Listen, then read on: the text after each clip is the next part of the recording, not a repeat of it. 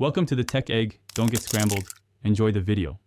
In this video, I will explain how to replace struts on an Acura MDX.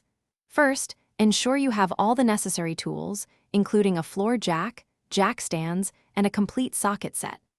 Safety is paramount, so always work on a level surface and properly secure your vehicle with jack stands. Before starting, disconnect the negative terminal of your battery to prevent any electrical issues during the process. Once your vehicle is safely supported, begin by removing the wheel.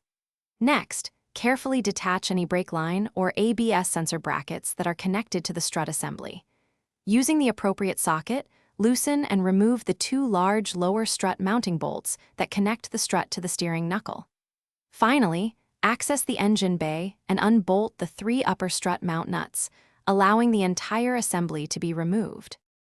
With the old strut removed, you'll need to safely compress the spring to remove it from the old strut body.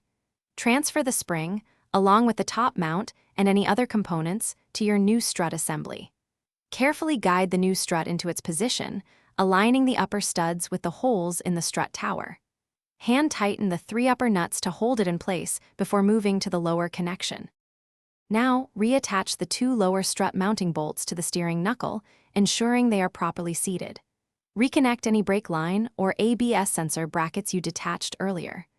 Reinstall your wheels, then carefully lower your Acura MDX off the jack stands.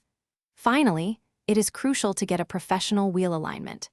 This ensures your vehicle handles correctly and prevents premature tire wear after the strut replacement.